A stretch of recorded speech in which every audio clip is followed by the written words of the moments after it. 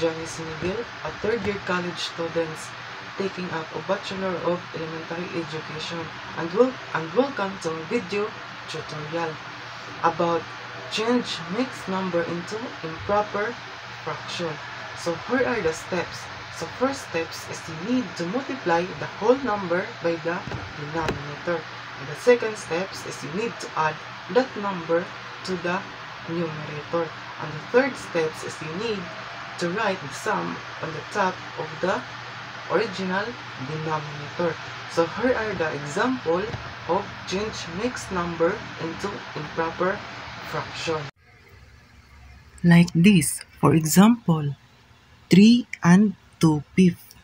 This we call mixed number. So the whole number is 3. The denominator is 5. And the numerator is 2.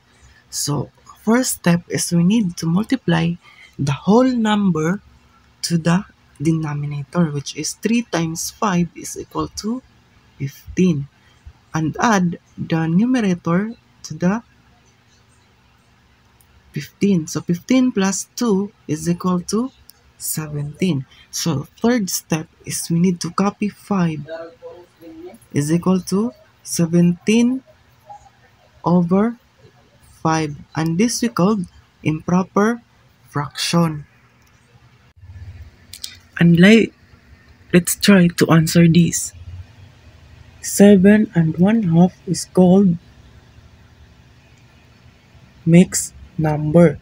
So our whole number here is number 7, and our denominator here is number 2, and our numerator is 1. So first step is we need to multiply the whole number to the denominator, which is 7 times 2 is equal to 14. And then let's add the 14 to the numerator, which is 1. So 14 plus 1 is equal to 15. And let's copy the denominator, which is the 2. So equals 15 over 2. This we call improper fraction. So the next is 5 and 4 and 3. This we call 5 and 4 third is called mixed number. So our whole number here is 5, and our denominator here is 3, and our numerator is 4.